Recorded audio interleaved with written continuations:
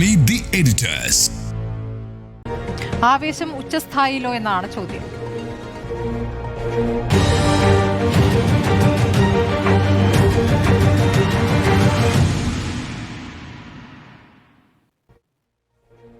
Doctor അരുണും നമ്മോടൊപ്പം ചർച്ചയിലുണ്ട്. ആദ്യം ഞാൻ സുനിലിലേക്കാണ് പോകുന്നത്. പിയ സുനിൽ, ഇപ്പോൾ ആവേശം ഉച്ചസ്ഥായിയിലോ എന്ന് ചോദിക്കുമ്പോൾ ഇനി 6 ദിവസം എന്ന് പറയുമ്പോൾ 6ാം ദിനം വോട്ട് കുത്തുന്ന ദിവസമാണ്. എന്താണ് ഇപ്പോഴത്തെ ഒരു പ്രതികരണങ്ങളൊക്കെ കാണിക്കുന്നത്?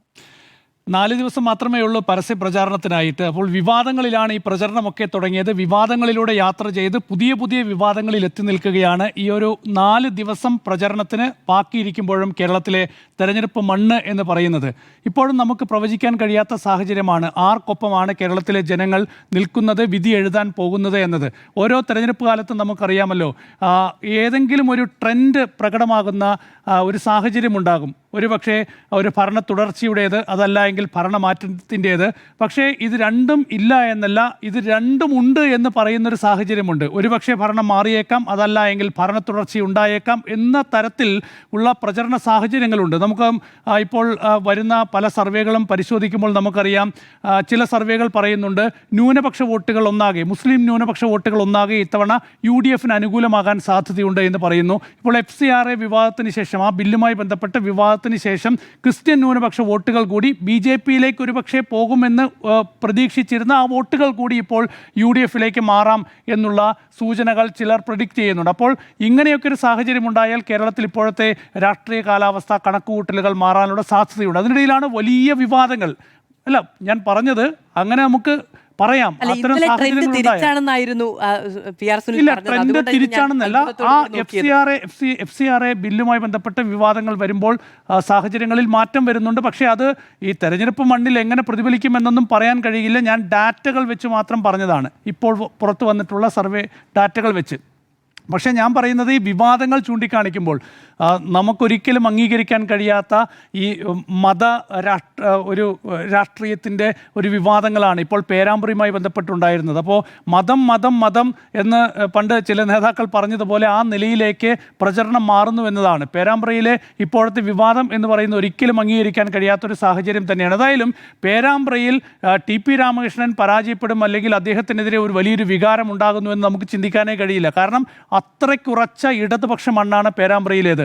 കഴിഞ്ഞ ഒരുപാട് തെരഞ്ഞെടുപ്പുകൾ പരിശോധിച്ചാൽ നമുക്കറിയാം, ഏതാണ്ട് കഴിഞ്ഞ നിയമസഭാ തെരഞ്ഞെടുപ്പിൽ 2021 നിയമസഭാ തെരഞ്ഞെടുപ്പിൽ പേരാമ്പ്രയിൽ ഏതാണ്ട് 23,000 വോട്ടിൻ്റെ ഭൂരിപക്ഷത്തിലാണ് TP രാമകൃഷ്ണൻ വിജയിക്കുന്നത്. 2016 നിയമസഭാ തെരഞ്ഞെടുപ്പ് നോക്കിയാൽ 18,000, 19,000 വോട്ടിൻ്റെ ഭൂരിപക്ഷമുണ്ട്. അതിന് മുൻപുള്ള സാഹചര്യം എടുത്താലും അതിന് സമാനമായ രീതിയിൽ വലിയ ഭൂരിപക്ഷത്തിൽ ഇടതുപക്ഷം വിജയിക്കുന്ന പേരാമ്പ്രയിൽ ഇത്തവണ വലിയൊരു മാറ്റം ഉണ്ടാകും എന്നൊന്നും നമുക്ക് പറയാൻ കഴിയില്ല. അതിനിടയിലാണ് ഇപ്പോൾ ഇങ്ങനെയൊരു വിവാദം ഉണ്ടാവുന്നത്.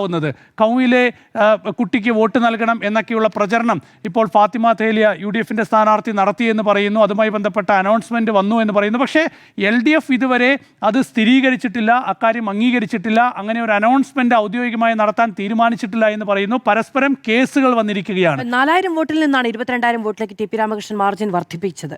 അതിനുശേഷമാണ് ഇത്തവണ വലിയ പോരാട്ടം നടക്കുന്നു എന്ന പ്രതീതി ഉണ്ടാവുന്നത്. അല്ല, ഉറപ്പായിട്ടും അത് 2016 72,359 TP രാമകൃഷ്ണന്റെ വോട്ട് എന്ന് പറയുന്നത്. അന്ന് 18,000 വോട്ടിന്റെ ഭൂരിപക്ഷമാണ്. അല്ല, അത് എത്രയോ ആയിക്കോട്ടെ. ഞാൻ പറഞ്ഞത് വലിയ ഭൂരിപക്ഷത്തിൽ, വലിയ പിന്തുണയിൽ ഇടതുപക്ഷം വിജയിക്കുന്ന ഒരു കോഴിക്കോട്ടെ വളരെ പ്രധാനപ്പെട്ട മണ്ഡലമാണ്. അതിൽ മറിച്ചൊരു പ്രതീക്ഷ, ഏതായാലും മറിച്ചൊരു ആശങ്ക ഇടതുപക്ഷത്തിന് ഇത്തവണയും ഉണ്ടാകാൻ സാധ്യതയില്ല എന്നാണ് ഞാൻ പറഞ്ഞത്. കാരണം TP രാമകൃഷ്ണൻ എന്ന് പറയുന്നത് ആ ഒരു മണ്ഡലത്തിൽ ഏറ്റവും പോപ്പുലറായ ഒരു MLA ആണ്. എല്ലാവർക്കും നേരിട്ട് അറിയാവുന്ന ഒരു MLA ആണ്. മാത്രമല്ല, മണ്ഡലത്തിൽ നിറഞ്ഞു നിൽക്കുന്ന, മണ്ഡലത്തിലെ വികസനം മുൻനിർത്തി മുന്നോട്ട് പോകുന്ന വളരെ പ്രധാനപ്പെട്ട ഒരു നേതാവ് കൂടിയാണ് TP രാമകൃഷ്ണൻ. അതുകൊണ്ട് തന്നെ ആ മണ്ഡലം അദ്ദേഹത്തെ അത്ര പെട്ടെന്ന് ഉപേക്ഷിക്കാനുള്ള സാധ്യതയില്ല എന്നാണ് ഞാൻ മനസ്സിലാക്കുന്നത്. അതുപോലെ തന്നെയാണ് ഈ പേരാമ്പ്രയിൽ നിന്ന് നേരെ തിരുവനന്തപുരത്തേക്ക് പോയാൽ ശ്രീലേഖ നടത്തിയിട്ടുള്ള പ്രസ്താവന എന്ന് പറയുന്നത് ലവ് ജിഹാദ് കേരളത്തിലുണ്ട് എന്നും അതിനോട് സംസ്ഥാന സർക്കാർ കണ്ണടച്ചു എന്നൊക്കെയുള്ള ആരോപണം ഉന്നയിക്കുകയാണ്. ഇവർ കേരളത്തിലെ മുൻ DGP ആണെന്ന് ഓർക്കണം. മാത്രമല്ല, ഈ BJP ടിക്കറ്റിൽ മത്സരിക്കുന്ന ശ്രീലേഖ നേരത്തെ തിരുവനന്തപുരത്ത് ഈ നമ്മുടെ ഈ കുത്തിയോട്ടം എന്ന് പറയുന്നത്, പൊങ്കാലയ്ക്കിടയിൽ നടക്കുന്ന കുത്തിയോട്ടം എന്നൊരു ചടങ്ങുണ്ട്, ആചാരമുണ്ട്. അതിനെതിരെ കേസെടുത്ത ഒരു മുൻ പോലീസ് ഉദ്യോഗസ്ഥ കൂടിയാണ് ആർ ശ്രീലേഖ എന്ന് പറയുന്നത്. അല്ല, അതൊക്കെ അട്ടത്ത് വെച്ചിട്ടായിരിക്കാം ഈ പരിപാടി. അതെ അതെ അതെ അതെ. ഈ തെരഞ്ഞെടുപ്പ് അത് സമയത്ത് മാത്രമല്ല ചോദിച്ചിരുന്നു അതിനെപ്പറ്റി. അത് മാത്രമല്ല ക്ലിരൂർ കേസുമായി ബന്ധപ്പെട്ട അന്നത്തെ വലിയ വിവാദങ്ങൾക്കിടയിൽ തൻ്റെ കയ്യിൽ എന്തോ ഒരു പുതിയ രേഖ കിട്ടിയിട്ടുണ്ടെന്നൊക്കെ പറഞ്ഞ് വലിയ വിവാദങ്ങൾ ഉണ്ടാക്കി. പക്ഷേ അങ്ങനെ ഒരു രേഖ ഇല്ല എന്ന് പിന്നീട് തെളിഞ്ഞു. ഇത്തരത്തിൽ ഒരുപാട് വിവാദങ്ങൾ ഉണ്ടാക്കിയ പോലീസ് ഉദ്യോഗസ്ഥയായിരുന്നു. നിലപാടുകളുടെ കാര്യത്തിൽ അവർ സ്വീകരിച്ച പല സമീപനങ്ങളും വലിയ വിവാദമായിട്ടുണ്ട്. അതെ അതെ, ഒരുപാട് വിവാദങ്ങൾ ഉണ്ടായിട്ടുണ്ട്. ഏതായാലും അങ്ങനെയൊരു പോലീസ് ഉദ്യോഗസ്ഥ കൂടിയായ തിരുവനന്തപുരത്തെ സ്ഥാനാർത്ഥിയാണ് ഇപ്പോൾ പറയുന്നത് കേരളത്തിൽ ലവ് ജിഹാദ് ഉണ്ട് എന്നത്. 2020 കേന്ദ്ര സർക്കാർ സുപ്രീം കോടതിയിൽ നൽകിയ സത്യവാങ്മൂലത്തിൽ തന്നെ കേരളത്തിൽ ലവ് ജിഹാദ് എന്നത് തെളിയിക്കപ്പെട്ടിട്ടില്ല, അങ്ങനെയൊരു കേസ് കേരളത്തിൽ ഇല്ല എന്ന് കേന്ദ്ര സർക്കാർ, അതായത് നരേന്ദ്രമോദി ഭരിക്കുന്ന കേന്ദ്ര സർക്കാർ സുപ്രീം കോടതിയിൽ സത്യവാങ്മൂലം നൽകിയിട്ടുണ്ട്. അപ്പോൾ ആ നരേന്ദ്രമോദി അമിത്ഷാ വ്യക്തമാക്കി പറഞ്ഞിട്ടുണ്ട്. അപ്പോൾ ആ BJPയുടെ കേരളത്തിലെ ഒരു സ്ഥാനാർത്ഥി പറയുകയാണ് കേരളത്തിൽ ലവ് ജിഹാദ് ഉണ്ട്, അതും മുൻ പോലീസ് ഉദ്യോഗസ്ഥയാണ്. അത്രയ്ക്ക് ഉള്ള ഒരു അധപ്പതനത്തിലേക്ക് നിലപാടുകൾ എത്തുന്നു എന്നുള്ളതാണ്. മൂന്നാമത്തെ ഏറ്റവും പ്രധാനപ്പെട്ട വിഷയമാണ് പാലക്കാട്ട് ഇപ്പോൾ UDF സ്ഥാനാർത്ഥിയായ രമേശ് പിഷാരടിയെ തടഞ്ഞതുമായി ബന്ധപ്പെട്ട വിവാദം. ഇപ്പോൾ പയ്യന്നൂരിലും തളിപ്പറമ്പിലും എത്തുമ്പോൾ കള്ളവോട്ട് ഇപ്പോൾ KC വേണുഗോപാൽ ഉയർത്തിയ വിവാദം. അങ്ങനെ ഒരുപാട് വിവാദങ്ങൾ തെരഞ്ഞെടുപ്പ് രംഗത്ത് കത്തിപ്പടരുകയാണ്. അപ്പോൾ വിവാദങ്ങളിൽ നിന്ന് വിവാദങ്ങളിലേക്ക് യാത്ര ചെയ്ത് വിവാദങ്ങളിൽ തുടരുന്ന തെരഞ്ഞെടുപ്പ് പ്രചരണമായി കേരളത്തിലെ തെരഞ്ഞെടുപ്പ് മണ്ണ് മാറുകയാണ്. ഞാൻ നേരത്തെ തുടക്കത്തിൽ ചൂണ്ടിക്കാണിച്ചതുപോലെ തന്നെ ആർക്കനുകൂലമാകും ജനവിധി എന്ന് നമുക്ക് പറയാൻ കഴിയാത്ത ഒരു സാഹചര്യത്തിലേക്ക് കേരളത്തിലെ തെരഞ്ഞെടുപ്പ് മണ്ണ് മാറുകയാണ്. അപ്പോഴും ഇടതുപക്ഷത്തിൻ്റെ ആത്മവിശ്വാസം എന്ന് പറയുന്നത് കേരളത്തിലെ വികസനം തന്നെയാണ്. വികസനം ഉയർത്തി തന്നെയാണ് കേരളത്തിലെ ഇടതുപക്ഷം ശക്തമായ പ്രചരണം നടത്തുന്നത്. ഈ തെരഞ്ഞെടുപ്പിൻ്റെ ഏറ്റവും വലിയ പ്രത്യേകത എന്ന് പറയുന്നത് ഒരുപക്ഷെ ഇന്ത്യൻ ചരിത്രത്തിൽ രേഖപ്പെടുത്താൻ പോകുന്ന ഒരു തെരഞ്ഞെടുപ്പായിരിക്കും ഇത് എന്നത്. ഇതൊരു നിസ്സാര തെരഞ്ഞെടുപ്പല്ല ഇടതുപക്ഷത്തെ സംബന്ധിച്ച്. കാരണം പിണറായി വിജയൻ ഈ തെരഞ്ഞെടുപ്പിൽ പരാജയപ്പെടുകയാണെങ്കിലും അധികാര തുടർച്ച നേടുകയാണെങ്കിലും അത് ചരിത്രമാണ്. ഒരുപക്ഷെ പരാജയപ്പെടുകയാണെങ്കിൽ ഇന്ത്യയിൽ തന്നെ ഇടതുപക്ഷം തുടച്ചു നീക്കപ്പെടുന്ന ഒരു തെരഞ്ഞെടുപ്പായി കേരളത്തിലെ ഈ നിയമസഭാ തെരഞ്ഞെടുപ്പ് വിലയിരുത്താൻ പോവുകയാണ്. നമുക്കറിയാലോ ഇടതുപക്ഷത്തിൻ്റെ നിലപാട് എന്ന് പറയുന്നത് ദേശീയ രാഷ്ട്രീയത്തിൽ വളരെ പ്രധാനപ്പെട്ടതാണ്. പല കാലങ്ങളിൽ ആ നിലപാടുകൾ വളരെ പ്രസക്തമായിട്ടുണ്ട്. ഒന്നാം UPA സർക്കാരിൻ്റെ കാലത്ത് ഇടതുപക്ഷം ഉണ്ടായതുകൊണ്ടാണ് ഇന്ത്യയിൽ തൊഴിലുറപ്പ് പദ്ധതി എന്നൊരു പദ്ധതി ഉണ്ടാകുന്നത്. അതുപോലെ തന്നെ മറ്റ് പല സാമൂഹ്യക്ഷേമ പദ്ധതികൾ, കർഷകർക്കുള്ള സഹായങ്ങൾ, ഇതൊക്കെ തന്നെ ഉണ്ടാകുന്നത് അന്ന് ഒന്നാം UPA സർക്കാരിൽ വലിയ സമ്മർദ്ദം ചെലുത്തിക്കൊണ്ട് അന്ന് എടുത്ത ഒരു നിലപാടിൻ്റെ ഭാഗമായിട്ടാണ് രാജ്യത്ത് തൊഴിലുറപ്പ് പദ്ധതി എന്നൊരു പദ്ധതി ഉണ്ടാകുന്നത്. അതുപോലെ തന്നെ റൈറ്റ് ടു എഡ്യൂക്കേഷൻ എന്ന് പറയുന്നത്, വിദ്യാഭ്യാസം അവകാശമാക്കുന്ന ബില്ല് വരുന്നത് ഇടതുപക്ഷം ശക്തമായ ആവശ്യം ഉന്നയിച്ചതിൻ്റെ ഭാഗമായി ഉണ്ടായ പൊതു മിനിമം പരിപാടിയുടെ ഭാഗമായിട്ടാണ്. എന്തുകൊണ്ടാണ് അന്ന് ഇടതുപക്ഷം UPA സർക്കാരിനുള്ള പിന്തുണ പിൻവലിച്ചത്? അമേരിക്കയുമായി ഉണ്ടാക്കിയ ആണവ കരാറിൻ്റെ ഭാഗമായിട്ടാണ്. അമേരിക്കയുമായി ആണവ കരാർ ഉണ്ടാക്കുന്നത് ഇന്ത്യക്ക് ഗുണകരമല്ല എന്ന് അന്ന് ഇടതുപക്ഷം ശക്തമായി വാദിച്ചു. പക്ഷേ അന്നത്തെ മൻമോഹൻ സിംഗ് സർക്കാർ ഈ ആണവ കരാറുമായി മുന്നോട്ട് പോകാൻ തീരുമാനിച്ചു. ഇടതുപക്ഷം സർക്കാരിനുള്ള പിന്തുണ പിൻവലിച്ച് ശക്തമായ നിലപാട് സ്വീകരിച്ചു. ഇന്നത്തെ യാഥാർത്ഥ്യം എന്താണ്? ഇന്ന് അമേരിക്ക ഇന്ത്യയെ ഒരു ചങ്ങലയിൽ കുരുക്കിയിട്ടിരിക്കുന്ന അവസ്ഥയിലേക്ക് കാര്യങ്ങൾ എത്തുകയാണ്. അമേരിക്ക ഇന്ത്യയോട് കൽപ്പിക്കുന്ന സാഹചര്യത്തിലേക്ക് കാര്യങ്ങൾ വരികയാണ്. സമീപകാല സാഹചര്യമൊക്കെ തന്നെ നമുക്കറിയാം. താരിഫുമായി ബന്ധപ്പെട്ട വിവാദം, അതെ, എണ്ണ റഷ്യയിൽ നിന്ന് വാങ്ങണ്ട എന്ന് ഞങ്ങൾ പറഞ്ഞപ്പോൾ ഇന്ത്യ അത് അനുസരിച്ചു എന്ന് പറയുന്ന അവസ്ഥയിലേക്ക് കാര്യങ്ങൾ എത്തുകയാണ്. അപ്പോൾ ആ നിലയിൽ ദേശീയ രാഷ്ട്രീയത്തിലായാലും സംസ്ഥാന രാഷ്ട്രീയത്തിലായാലും നിലപാടുകളുടെ കാര്യത്തിൽ ഇടതുപക്ഷം സ്വീകരിച്ചിട്ടുള്ള സമീപനം, നിലപാടുകൾ അതൊക്കെ തന്നെ വളരെ പ്രസക്തമായിരുന്നു. അതുകൊണ്ട് തന്നെ കേരളത്തിൽ ഒരുപക്ഷെ ഇത്തവണ ഇടതുപക്ഷം പരാജയപ്പെടുകയാണെങ്കിൽ ആ ശബ്ദം കൂടിയാണ് ഇന്ത്യൻ രാഷ്ട്രീയത്തിൽ നിന്ന് ഇല്ലാതാകാൻ പോകുന്നത് എന്നൊരു പ്രശ്നം കൂടിയുണ്ട്, പ്രസക്തി കൂടിയുണ്ട്. അതുകൊണ്ട് ആ നിലയിൽ ജയിച്ചാലും ചരിത്രമാണ്. ആ നിലയിൽ കൂടി വിലയിരുത്തേണ്ട ഒരു തെരഞ്ഞെടുപ്പാണ്. ഏതായാലും വിവാദങ്ങൾ ആളിപ്പടരുകയാണ്. തീർച്ചയായും വാശിയേറിയ പോരാട്ടം തന്നെ എന്ന് തന്നെ നമുക്ക് പറയാം. മധു, ആവേശം ഉച്ചസ്ഥായിലാണോ? ഞാൻ ആലോചിക്കുമായിരുന്നു ആവേശം കുറച്ച് കുറവ് മതിയായിരുന്നു എന്നുള്ളത്. കാരണം അനാവശ്യമായ അമിത ആവേശവും ഒക്കെയാണ് നിലവിലുള്ള ഈ വിവാദങ്ങളുടെയൊക്കെ ഒരു വലിയ അടിസ്ഥാനം എന്ന് പറയുന്നത്. നോക്കൂ, ഞാൻ ഏറ്റവും കൂടുതൽ നിരാശയോടുകൂടി കാണുന്ന ഒരു തെരഞ്ഞെടുപ്പ് വടകര തെരഞ്ഞെടുപ്പാണ്. വടകര തെരഞ്ഞെടുപ്പിൻ്റെ സംഭാവന എന്ന് പറയുന്നത് വിദ്വേഷ രാഷ്ട്രീയം വലിയ തോതിൽ പയറ്റിത്തെളിഞ്ഞ ഒരു തെരഞ്ഞെടുപ്പായിരുന്നു അത്. അതിൻ്റെ തനിയാവർത്തനം ഈ നിയമസഭാ തെരഞ്ഞെടുപ്പിൽ പല മണ്ഡലങ്ങളിൽ കാണാൻ കഴിയുന്നു എന്നുള്ളതാണ് എന്നെ ഒരു ജനാധിപത്യ വിശ്വാസി എന്ന നിലയ്ക്ക് വലിയ നിരാശയിലേക്ക് കൊണ്ടുപോയി എത്തിക്കുന്നത്. അപ്പോൾ വടകര അന്ന് കത്തിപ്പിടിച്ചതുപോലെ പേരാമ്പ്ര ഇന്ന് കത്തിപ്പിടിക്കുന്നത് കാണുമ്പോൾ എനിക്ക് വലിയ അസ്വസ്ഥതയുണ്ട്, വളരെ വ്യക്തിപരമായി. കാരണം നോക്കൂ, ഇപ്പം TP രാമകൃഷ്ണനെതിരെ നോട്ടീസ് അയച്ചിട്ടുണ്ട്. നോട്ടീസ് കിട്ടിയിട്ടില്ലെന്നാണ് അദ്ദേഹം പറയുന്നത്. ഫാത്തിമ തഹലിയക്കെതിരെ 3 പരാതികൾ ഉണ്ടാകുന്നുണ്ട്. 3 പരാതികളിലും കൂടിയായി അവർക്ക് നോട്ടീസ് കിട്ടിയിട്ടുണ്ട്. എന്താണ് ഇതിൻ്റെ അടിസ്ഥാനം എന്ന് പറയുന്നത്? കൗമിൻ്റെ കുട്ടിക്ക് വോട്ട് ചെയ്യണമെന്ന് പറഞ്ഞ് ലീഗ് വോട്ട് പിടിക്കുന്നു എന്നൊരു വാർത്ത നമ്മൾ എങ്ങനെയാണ് അറിഞ്ഞത്? നമ്മൾ എവിടെ നിന്നാണ് അറിയുന്നത്? ആ അനൗൺസ്മെൻറ്റ് വാഹനം LDFിൻ്റെ അനൗൺസ്മെൻറ്റ് വാഹനത്തിൽ അങ്ങനെ ഒരു പ്രചാരണം നടന്ന സമയത്താണ് നമ്മൾ അറിയുന്നത്. അതായത് ലീഗ് അങ്ങനെ ഒരു വോട്ട് പിടിക്കുന്നു എന്നൊരു തെരഞ്ഞെടുപ്പ് പരാതി ഉന്നയിക്കുകയല്ല ചെയ്യുന്നത്.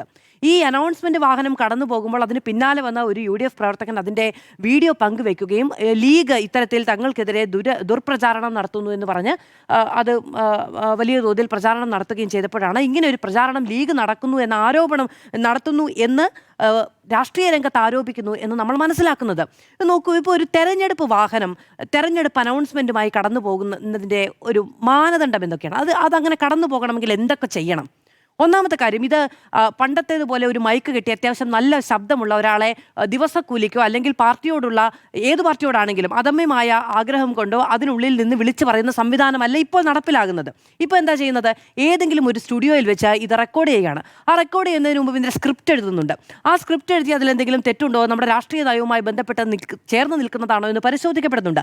അതിനുശേഷം ഇതിൻ്റെ ഓഡിയോ എടുക്കുന്നുണ്ട്, അതിൻ്റെ എഡിറ്റിംഗ് നടക്കുന്നുണ്ട്, അതിൽ ആവശ്യത്തിന് പാട്ടും മറ്റ് മ്യൂസിക്കും ഒക്കെ ചേർക്കുന്നുണ്ട്, ഇത് കൊണ്ടുപോയി കേൾക്കുന്നുണ്ട്, ഇത് വാഹനത്തിൽ പ്രചരിപ്പിക്കാനുള്ള നിർദ്ദേശം നൽകുന്നുണ്ട്, അതിനുള്ള സംവിധാനങ്ങൾ ഉണ്ടാകുന്നുണ്ട്.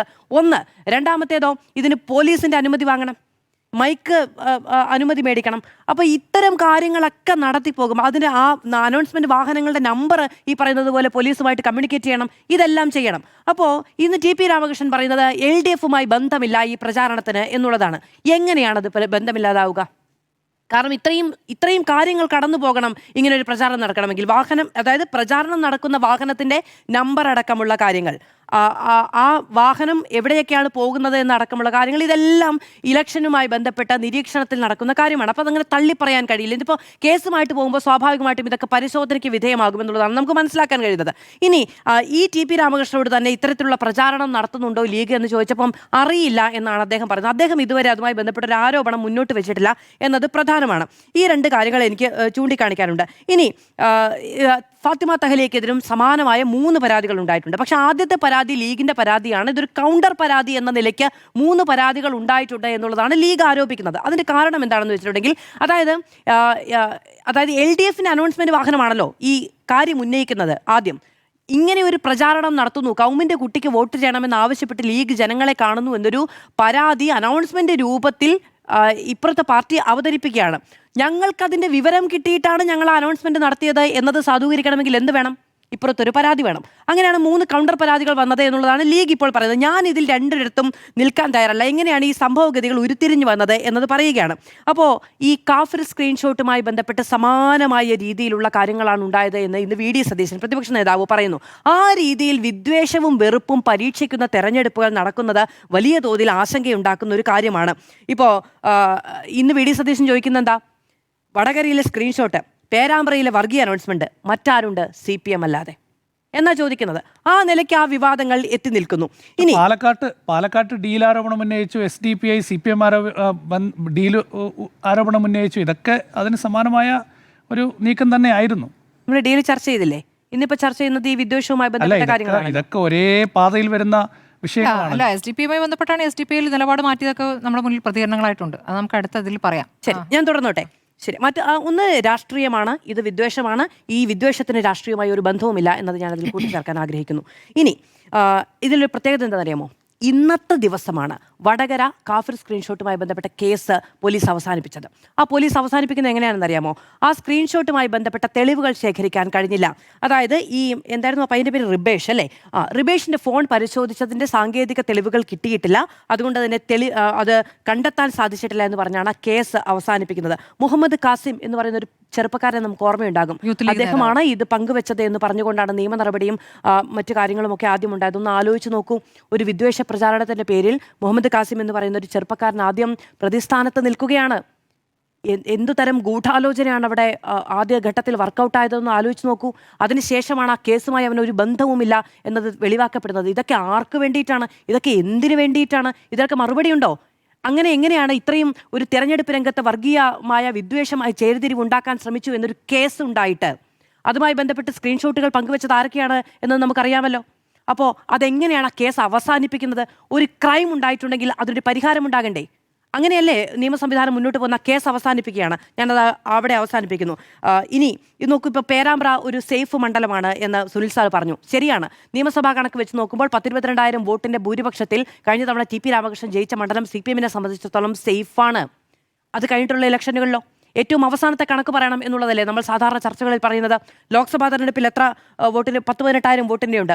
ഈ കഴിഞ്ഞ തദ്ദേശ തെരഞ്ഞെടുപ്പിൽ ഏതാണ്ട് 8,000 വോട്ടിൻ്റെ വ്യത്യാസം അവിടെ UDF-ന് അനുകൂലമായിട്ടുണ്ട്. അവിടുത്തെ 10 പഞ്ചായത്തുകളിൽ 6 ഭരിക്കുന്നത് UDF ആണ്. അപ്പോൾ സ്വാഭാവികമായും അതൊരു സേഫ് മണ്ഡലമെന്ന് ഒരുപക്ഷെ കാണുന്നുണ്ടാകില്ല.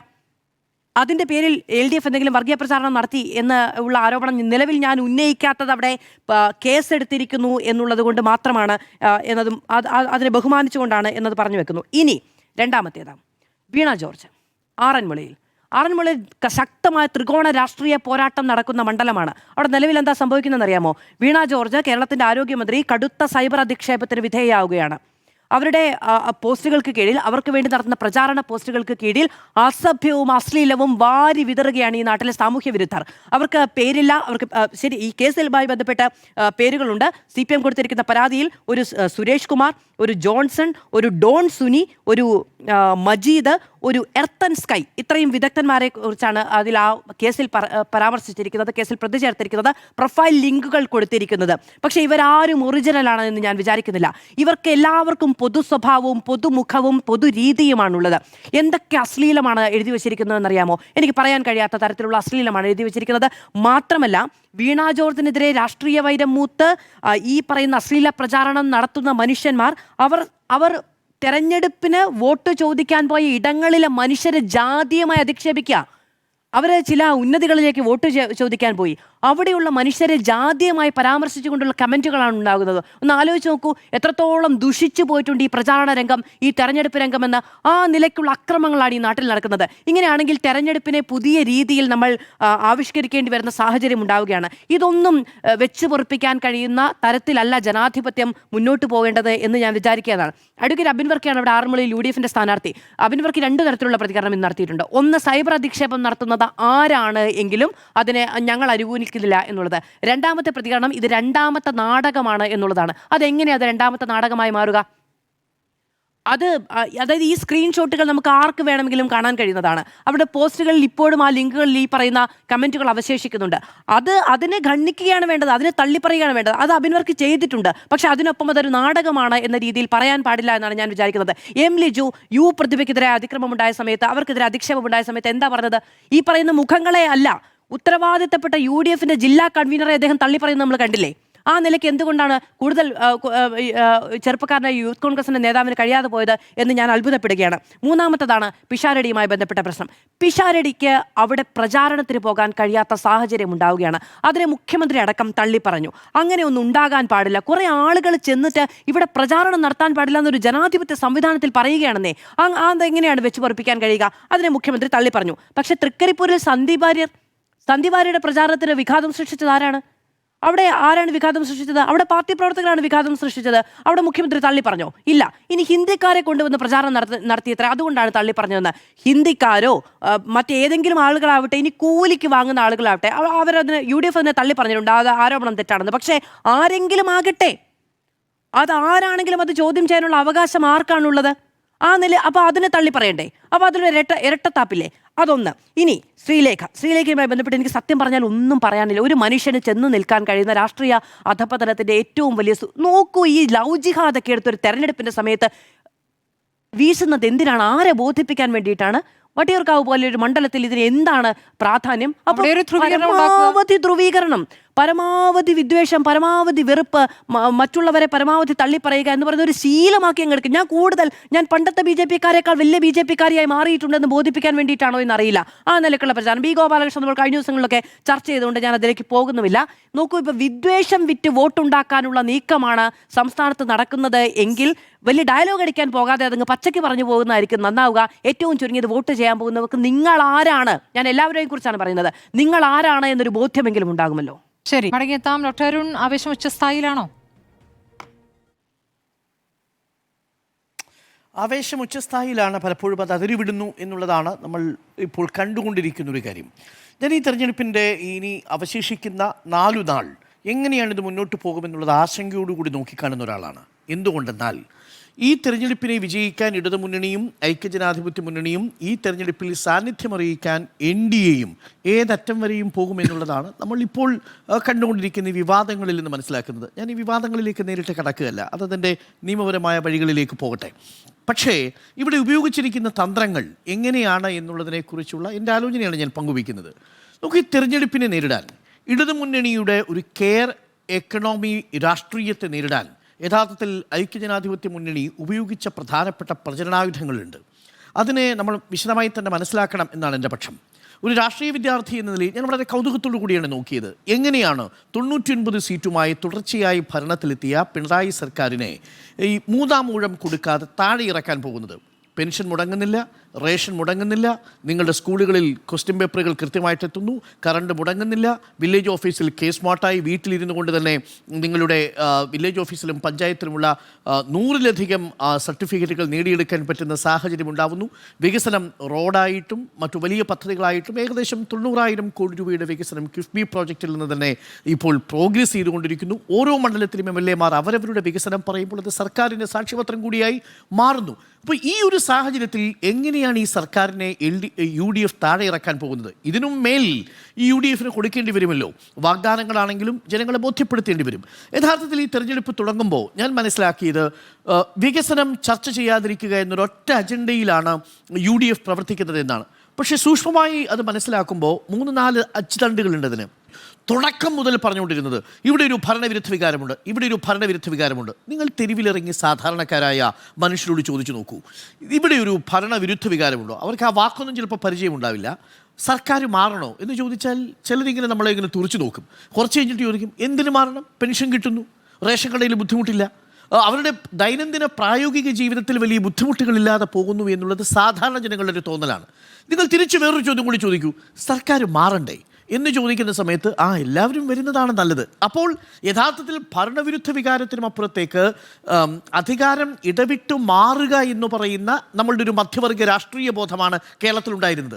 ഇതിനെ ഒരു ഭരണവിരുദ്ധ വികാരമായിട്ട് പ്രൊജക്റ്റ് ചെയ്യാനാണ് UDF ആദ്യം ശ്രമിച്ചത്. വളരെ കെയർഫുൾ ടാക്ടിക്സ് ആയിരുന്നു. അതുകൊണ്ട് തന്നെ എല്ലാവരും ഒരു ശക്തമായ ഭരണവിരുദ്ധ വികാരമുണ്ട്. എന്നാൽ അതാണോ വാസ്തവം? തെരുവിലിറങ്ങി നിങ്ങൾ ചോദിച്ചു നോക്കുന്ന സമയത്ത് യഥാർത്ഥത്തിൽ ഒരു പൊളിറ്റിക്കൽ ലെതാർജി, ഒരു രാഷ്ട്രീയമായ മടുപ്പിനെ നമ്മൾ ഭരണവിരുദ്ധ വികാരം എന്ന പേരിൽ വലിയ രീതിയിൽ മാറ്റുക എന്നതായിരുന്നു അതിലെ ആദ്യത്തെ ശ്രമം. രണ്ടാമത്തെ സ്ട്രാറ്റജി ഈ തെരഞ്ഞെടുപ്പിനെ നിർണ്ണയിക്കാൻ പോകുന്നത് വികസന അജണ്ടകളാണെന്ന് LDF പറയുമ്പോൾ ഒരു കാരണവശാലും വികസനം ചർച്ച ചെയ്യരുത്. ജനങ്ങളിലേക്ക് എത്തിയ ഗവേണൻസിൻ്റെ മാതൃകകളെ കേന്ദ്ര സർക്കാർ തന്നെ പലതവണ ശ്ലാഘിച്ചിരിക്കുന്ന മാതൃകകൾ ചർച്ച ചെയ്യാതിരിക്കുക എന്നതായിരുന്നു രണ്ടാമത്തെ പ്രധാനപ്പെട്ട സ്ട്രാറ്റജി. വികസന പദ്ധതികൾ മേൽ പൂർണ്ണമായി മൗനം പാലിക്കുക, സർക്കാരിനെ അതിലേക്ക് ചർച്ചയിലേക്ക് കൊണ്ടുവരാതിരിക്കാൻ ശ്രദ്ധാപൂർവം ശ്രമിക്കുക എന്നുള്ളതായിരുന്നു. അതിനുവേണ്ടി എന്ത് ശ്രമിച്ചു? വിവാദങ്ങളുടെ മറകൾ ഉണ്ടാക്കുക. ഈ തെരഞ്ഞെടുപ്പിന് തൊട്ട് മുമ്പ് നടന്ന നിയമസഭാ സമ്മേളനത്തിൽ നമ്മൾ വികസന പ്രവർത്തനങ്ങളോ ജനങ്ങളുടെ ദൈനംദിന ജീവിതവുമായി ബന്ധപ്പെട്ട എന്തെങ്കിലും വിഷയം ചർച്ച ചെയ്തു? ഏറ്റവും കൂടുതൽ സമയം ചർച്ചയ്ക്കെടുത്തത് എന്താ? ശബരിമല സ്വർണ്ണപ്പാളി വിവാദമായിരുന്നു. അത് ഈ തെരഞ്ഞെടുപ്പിൽ പ്രധാന വിഷയമാണോ? അല്ല. തദ്ദേശ തെരഞ്ഞെടുപ്പിൽ പോലും പ്രധാന വിഷയമായില്ല എന്ന കനകൂലുവിൻ്റെ കണ്ടെത്തലുണ്ട്. വിവിധ സർവേകൾ ഇപ്പോൾ പ്രെഡിക്റ്റ് ചെയ്യുന്നത് എന്താ? 5% താഴെ ആളുകൾക്ക് മാത്രമേ അതിൽ താല്പര്യമുള്ളൂ. അവർ ദൈനംദിന ജീവിതവുമായി ബന്ധപ്പെട്ട രാഷ്ട്രീയ വിഷയങ്ങളിലാണ് അവരുടെ ശ്രദ്ധ. അപ്പോൾ അതുകൊണ്ട് അവരുടെ ആ ദൈനംദിന വിഷയങ്ങളിലേക്ക്, ജീവിത പ്രശ്നങ്ങളിലേക്ക്, വികസന വിഷയങ്ങളിലേക്ക് ഒരു കാരണവശാലും ചർച്ച വരാൻ പാടില്ല. അങ്ങനെ ചർച്ച വരാതിരിക്കാൻ വേണ്ടി വിവാദങ്ങളുടെ പുകമറകൾ സൃഷ്ടിക്കുക, അതായിരുന്നു രണ്ടാമത്തെ സ്ട്രാറ്റജി. അതിൽ ഏറെക്കുറെ അവർ വിജയിച്ചു. പക്ഷേ അപ്പോഴും മൂന്നാമത്തെ പ്രധാനപ്പെട്ട സ്ട്രാറ്റജി അതായിരുന്നു മൈനോറിറ്റി വോട്ടുകൾ കൃത്യമായിട്ട് പോക്കറ്റിലാക്കുക എന്നുള്ളത്. മൈനോറിറ്റി കൺസോളിഡേഷനാണ് 2021 തെരഞ്ഞെടുപ്പിൽ ഗുണകരമായതെന്ന് UDF നന്നായിട്ട് അറിയാം. അത് രണ്ട് ന്യൂനപക്ഷം കേരള കോൺഗ്രസ് മാണി വന്നതോടുകൂടി ക്രിസ്തീയ ന്യൂനപക്ഷവും ഒപ്പം തന്നെ നരേന്ദ്രമോദി സർക്കാരും പൗരത്വ നിയമ ഭേദഗതിയും ഒക്കെ അടങ്ങിയ പശ്ചാത്തലത്തിൽ കേന്ദ്ര സർക്കാരിൻ്റെ നയങ്ങൾ മൂലം ന്യൂനപക്ഷ വിഭാഗവും സ്വാഭാവികമായും ഇടതുപക്ഷത്തോട് അടുത്തു. അതുകൊണ്ട് തന്നെ 2021 വലിയ മുന്നേറ്റം LDF ഉണ്ടാക്കാൻ സാധിച്ചു. ആ മൈനോറിറ്റി കൺസോളിഡേഷൻ തടയണം. ആ മൈനോറിറ്റി കൺസോളിഡേഷൻ തടയുന്നതിന് വേണ്ടിയുള്ള ശ്രമങ്ങൾ ആരംഭിച്ചു. അവിടെ വെള്ളാപ്പള്ളി നടേശന്റെ വാക്കുകൾ ഉപയോഗിക്കപ്പെട്ടു. അത് വാസ്തവമാണ്. വെള്ളാപ്പള്ളി നടേശൻ അങ്ങനെ പറയാൻ പാടില്ലായിരുന്നു. ഇപ്പോഴും നമ്മളെല്ലാവരും എതിർക്കുന്നു. അതിന് മുഖ്യമന്ത്രി ഉപയോഗിച്ച പദപ്രയോഗം വലിയ രീതിയിൽ ചർച്ചാ വിഷയമാക്കപ്പെട്ടു. പാർട്ടി സ്വീകരിച്ച നിലപാട് എന്താ? വെള്ളാപ്പള്ളി നടേശൻ പറഞ്ഞത് ശരിയായില്ല എന്ന നിലപാട് പാർട്ടി സ്വീകരിക്കുമ്പോഴും മുഖ്യമന്ത്രി അങ്ങനെ പരസ്യമായത് ആ നിലപാടെടുത്തില്ലെന്ന് മാത്രമല്ല, SNDPയുടെ അധ്യക്ഷൻ എന്നതിൽ അദ്ദേഹത്തെ പുകഴ്ത്തുന്ന സാഹചര്യമുണ്ടായി. അത് വളരെ കൃത്യമായിട്ട് UDF ഉപയോഗിച്ചു, രാഷ്ട്രീയമായിട്ടത് ഉപയോഗിച്ചു. തിരഞ്ഞെടുപ്പിൽ അത് അവർക്ക് ഗുണം ചെയ്യുമെന്നവർ കരുതി. ആ മൈനോറിറ്റി കൺസോളിഡേഷന് വേണ്ടിയുള്ള രണ്ടാമത്തെ ടാക്ടിക്സ് ആയിരുന്നു BJP CPM ഡീൽ ആരോപണം. ആ ആരോപണം പക്ഷേ എത്രമേൽ ഏശിയിട്ടുണ്ടെന്ന് എനിക്കറിയില്ല. SDP അടക്കമുള്ള സംഘടനകൾ മറുഭാഗത്ത് അങ്ങനൊരു മൈനോറിറ്റി കൺസോളിഡേഷൻ തദ്ദേശ തെരഞ്ഞെടുപ്പിൽ ഉണ്ടായതുപോലെ ഉണ്ടാവില്ല എന്നു പറഞ്ഞത് UDFനെ സംബന്ധിച്ച് വലിയ ആശങ്കയുണ്ടാക്കി. അപ്പോൾ SDP ഡീൽ ആരോപിച്ചു. SDP ഡീൽ ആരോപണം വന്നതോടുകൂടി BJP ഡീൽ ആരോപണം പൊളിഞ്ഞുപോയി എന്നാണ് ഞാൻ മനസ്സിലാക്കുന്നത്. അതാണ് മൂന്നാമത്തെ പ്രധാനപ്പെട്ട സ്ട്രാറ്റജി. നാലാമത്തെ പ്രധാനപ്പെട്ട സ്ട്രാറ്റജി എന്താണെന്നറിയാമോ? ആ നാലാമത്തെ സ്ട്രാറ്റജിയാണ് ഇടതുപക്ഷത്തെ മൊത്തം ആളുകൾ അസ്വസ്ഥരാണ്, യഥാർത്ഥ ഇടതുപക്ഷം തങ്ങളാണ് എന്ന് എപ്പോഴും പ്രതിപക്ഷ നേതാവ് പറയും. എന്താ സ്ട്രാറ്റജി ഉപയോഗിച്ച്? 2 വർഷം അധികാരത്തിൽ തുടർന്നാൽ പിന്നെ ഇടതുപക്ഷം അല്ലാതായി പോകും എന്ന തെറ്റായ ആഖ്യാനം കൊണ്ടുവരാൻ ശ്രമിച്ചു എന്നുള്ളതാണ്. അതിൻ്റെ ഭാഗമായി ബുദ്ധിജീവികളുടെ ഭാഗത്തു നിന്നാണെങ്കിലും ഇടതുപക്ഷത്തെ തന്നെ സുധാകരനെ പോലെ TK ഗോവിന്ദനെ പോലെയുള്ള നേതാക്കളെ ആണെങ്കിലും ഒക്കെ ഐഷ പോറ്റിക്ക് ഇടത് ക്യാമ്പിൽ നിന്ന് പുറത്തേക്ക് ഇറക്കി ഇതാ ഇടതുപക്ഷം ഛിന്ന ഭിന്നമായിരിക്കുന്നുവെന്ന പ്രതീതി നിർമ്മാണം. യഥാർത്ഥത്തിൽ അങ്ങനെയുണ്ടായോ? തളിപ്പറമ്പിലും പയ്യന്നൂരിലും റിസൾട്ട് വരുമ്പോൾ അറിയാം. തളിപ്പറമ്പിൽ കഴിഞ്ഞ തവണ ഗോവിന്ദ മാഷിന് കിട്ടിയതിൽ നിന്ന് ഒരു വോട്ടും കുറയില്ലെന്നാണ് ഞാൻ മനസ്സിലാക്കുന്നത്. പയ്യന്നൂരിൽ പക്ഷേ അല്പം വോട്ട് കുറഞ്ഞേക്കാം, പക്ഷേ അവരുടെ ടീം അത് സൂതലിൽ വിജയിച്ചു വരും. പൂർണ്ണമായ വിജയത്തിൽ അത് എത്തിക്കാൻ സാധ്യതയില്ല. കൊട്ടാരക്കരയിൽ നല്ല മത്സരമുണ്ട്, പക്ഷേ ഇപ്പോഴും അവിടെ ട്രെൻഡ് ഇടതുപക്ഷത്തിന് അനുകൂലമാണെന്നുള്ളതാണ് ഫീൽഡിൽ നിന്ന് മനസ്സിലാക്കാൻ കഴിയുന്നത്. ഒരുപക്ഷെ വരും ദിവസങ്ങളിൽ ചിത്രം മാറിയേക്കാം. കാര്യം അവിടെ രശ്മി കോൺഗ്രസ് വിട്ട് BJP ക്യാമ്പിലേക്ക് എത്തിയിരിക്കുന്നു എന്നുള്ളതും നമ്മൾ കാണണം. അപ്പോൾ ഇങ്ങനെയൊക്കെയുള്ളൊരു സാഹചര്യം മുൻപിലുണ്ട്. അപ്പോൾ ഈ 4-5 തന്ത്രങ്ങൾ UDF ഉപയോഗിച്ചുകൊണ്ടാണ് ഈ തെരഞ്ഞെടുപ്പിനെ നേരിടുന്നത്. പക്ഷേ അതിനും അപ്പുറത്തേക്ക് LDFന്റെ PR ക്യാമ്പയിൻ ഒരു പരിധിവരെ ഫലം കണ്ടു എന്നുള്ളതാണ്. ഇന്ന് ഫീൽഡിൽ നിന്ന് കിട്ടുന്ന നമ്മുടെ റെസ്പോൺസ്. ഇരുണ്ട കാലം എന്ന് പറയുന്ന ഒരു PR ക്യാമ്പയിൻ, ഒരു സർക്കാർ എന്താണോ UDF ആഗ്രഹിക്കാഞ്ഞത് അത് ചർച്ചയ്ക്ക് വേണ്ടിയിട്ട് മനഃപൂർവ്വം മുന്നോട്ട് വയ്ക്കുന്ന സാഹചര്യമുണ്ടായി. നമ്മളെല്ലാവരും അത് ചർച്ച ചെയ്യുന്ന സാഹചര്യമുണ്ടായി. ആളുകൾ പ്രസ് മീറ്റിൽ ചോദിക്കാൻ തുടങ്ങി. അതോടൊപ്പം തന്നെ വയനാട് ഫണ്ട് കോൺഗ്രസിനെ സംബന്ധിച്ച് അപ്രതീക്ഷിതമായിട്ടുള്ള തിരിച്ചടിയായിട്ട് മാറുന്നൊരു സാഹചര്യം ഉണ്ടായി. ഞാൻ 2-3 കാര്യങ്ങൾ എന്തുകൊണ്ടാണ് കോൺഗ്രസ് ഈ പറയുന്ന സ്ട്രാറ്റജികളൊക്കെ ഉപയോഗിക്കുമ്പോഴും അവർക്ക് കേവല ഭൂരിപക്ഷത്തിലേക്ക് വേണ്ട 31 സീറ്റുകൾ കിട്ടുമോ എന്നതിലൊരു ആശങ്കയിൽ നിൽക്കുന്നൊരു സാഹചര്യം ഉണ്ടാകുന്നത്. നമ്പർ 1, കോൺഗ്രസിൻ്റെ വിശ്വാസ്യതയ്ക്കേറ്റ മങ്ങൽ തന്നെയായിരുന്നു യഥാർത്ഥത്തിലുള്ള പ്രശ്നമെന്നേ. കാര്യം ഈ ക്യാമ്പയിനിലൂടെ ഉമ്മൻചാണ്ടി സർക്കാരിൻ്റെ കാലത്തെ സർക്കാരിൻ്റെ ഭരണത്തെക്കുറിച്ചും പിണറായി സർക്കാരിൻ്റെ കാലത്തെക്കുറിച്ചുമുള്ള ഒരു താരതമ്യ ധവളപത്രമായിരുന്നു യഥാർത്ഥത്തിൽ ആ പ്രചരണം എന്ന് പറയുന്നത്. നിഷേധിക്കാൻ പറ്റില്ലല്ലോ. ലോഡ് ഷെഡിങ് ഇല്ലാത്ത കാലമല്ലേ, പവർ കട്ട് ഉണ്ടാവാത്ത കാലമല്ലേ, വൈദ്യുതി മുടങ്ങാത്ത കാലമല്ലേ, സാധാരണ വിദ്യാർത്ഥികൾക്ക് പരീക്ഷയ്ക്ക് മുമ്പ് തന്നെ കൃത്യമായി സ്കൂൾ അധ്യയന വർഷം തുടക്കം മുമ്പ് പാഠപുസ്തകങ്ങൾ കിട്ടുന്ന കാലമല്ലേ, റേഷൻ മുടങ്ങാത്ത കാലമല്ലേ, പെൻഷൻ മുടങ്ങാത്ത കാലമല്ലേ, അഡ്വാൻസ് ആയിട്ട് പെൻഷൻ കിട്ടുന്ന കാലമല്ലേ. ഇതൊന്നും കിട്ടാത്തൊരു കാലം അപ്പുറമുണ്ടെന്നും ഇവർ തിരിച്ചധികാരത്തിൽ വന്നാൽ ഞങ്ങളുടെ പെൻഷൻ മുടങ്ങുമോ എന്ന് സാധാരണക്കാരെ കൊണ്ട് ചിന്തിപ്പിക്കുന്ന രീതിയിലേക്ക് നിരന്തരമായിട്ട് LDF പ്രചരണം നടത്തി. ആ പ്രചരണത്തിൻ്റെ ആഘാതത്തിലാണ് യഥാർത്ഥത്തിൽ UDF ഉള്ളത്. അതിനെയാണ് ഇനി UDF അതിജീവിക്കേണ്ടത്. ഇവർ വന്നാൽ പെൻഷൻ കിട്ടുമോ, ഇവർ വന്നാൽ സ്കൂളുകൾ മര്യാദയ്ക്ക് നടക്കുമോ, ഇവർ വന്നാൽ എന്താണ് സംഭവിക്കുക എന്ന തോന്നലുണ്ടായി. അതൊരു വലിയ പ്രധാനപ്പെട്ട വിഷയമാണെന്നേ. വികസനത്തെ മുൻനിർത്തിക്കൊണ്ടുള്ള ചർച്ചകൾ ഉണ്ടാകുമ്പോൾ എന്താ UDFിലെ നേതാക്കൾ തന്നെ പറയുന്നു, നിശ്ചയദാർഢ്യമുള്ള ഒരു മുഖ്യമന്ത്രിയാണ് അദ്ദേഹം. ഒരു തീരുമാനമെടുത്താൽ അതിൽ ഉറച്ചു നിൽക്കും. അത് ദേശീയപാതയാവട്ടെ, ഗെയിൽ പൈപ്പ് ലൈൻ പദ്ധതിയാവട്ടെ, ഇതെല്ലാം നമ്മുടെ മുന്നിൽ ഇങ്ങനെ വികസനത്തിൻ്റെ രേഖകളായിട്ട് നിൽക്കുന്നു. അപ്പോൾ കോൺഗ്രസിൻ്റെ കഴിഞ്ഞ കാലവുമായി താരതമ്യം ചെയ്യുമ്പോൾ വിശ്വാസ്യതയ്ക്ക് മങ്ങലേൽക്കുന്നു എന്നുള്ളത് ഒരു പോയിന്റ്. രണ്ടാമത്തത് അതിനാക്കം കൂട്ടിയതാണ് വയനാട് ഫണ്ട്. എന്താണ് പ്രതിപക്ഷ നേതാവ് പറഞ്ഞത്? ഞാൻ നിങ്ങൾ ചോദിച്ച എല്ലാ ചോദ്യത്തിനും ഉത്തരം പറഞ്ഞിട്ടേ പോകത്തുള്ളൂ എന്ന് പറഞ്ഞു. പ്രകടന പത്രിക ഡിസ്കസ് ചെയ്യുന്ന സമയമാണ്, അത് ഞാൻ സമ്മതിക്കുന്നു. പക്ഷെ അവിടെ നിന്ന് മാധ്യമപ്രവർത്തകരുടെ ചോദ്യം ഉണ്ടാകുമ്പോൾ മൈക്ക് ഓഫ് ചെയ്യാൻ പറയുകയാണ്. മൈക്ക് ഓഫ് ചെയ്യാൻ പറയുന്നു. ഏത് ചോദ്യം വരുമ്പോൾ വയനാട് ഫണ്ടുമായി ബന്ധപ്പെട്ട എല്ലാ ചോദ്യത്തിനും കോൺഗ്രസ് നേതാക്കൾ അസ്വസ്ഥരാകുന്നുണ്ട്. കാരണം എന്താ?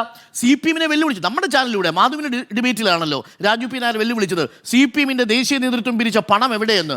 അരമണിക്കൂർ വേണ്ടി വന്നില്ല, 20 മിനിറ്റിനുള്ളിൽ നമ്മളുടേതടക്കമുള്ള മൊബൈൽ ഫോണുകളിലേക്ക് CPM-ഉം അവരുടെ സംഘടനകളും കൃത്യമായിട്ട് മെസ്സേജ് അയച്ചു. അരമണിക്കൂറിനുള്ളിൽ ജനറൽ സെക്രട്ടറി ഇത് പബ്ലിഷ് ചെയ്തു. ഞങ്ങൾ 92,99,000 രൂപ പിരിച്ചിട്ടുണ്ട്. അത് 2 ഘട്ടങ്ങളിലായിട്ട് മുഖ്യമന്ത്രിയുടെ ദുരിതാശ്വാസ നിധിയിലേക്ക് കൊടുത്തിട്ടുണ്ട്. എവിടെ കോൺഗ്രസ് പിരിച്ച പണത്തിന്റെ കണക്ക്, ഏത് അക്കൗണ്ട്, ഏത് ആപ്പ്, എവിടെയാണ് സൂക്ഷിച്ചത്, എത്ര വീട്? മറുപടിയില്ല കോൺഗ്രസിന്. ഇതാണ് അവസ്ഥ. അപ്പോൾ വിശ്വാസ്യതയ്ക്കേറ്റ മങ്ങൽ. ഒന്ന്, ഭരണം താരതമ്യം ചെയ്യുമ്പോൾ വിശ്വാസ്യതയ്ക്ക് മങ്ങലേൽക്കുന്നു. ഉറപ്പില്ലാത്തൊരു സർക്കാരാണോ വരാൻ പോകുന്നത് എന്നൊരു പ്രതീതി ഉണ്ടാവുന്നു. രണ്ടാമത്തത് വയനാട് ഏൽപ്പിക്കുന്ന ആഘാതം. മൂന്നാമത് അവർ ചെന്നുപെട്ട ഏറ്റവും പ്രധാനപ്പെട്ട അപകടം എന്ന് പറയുന്നത് അവർ രാജസ്ഥാനുമായിട്ട് താരതമ്യം.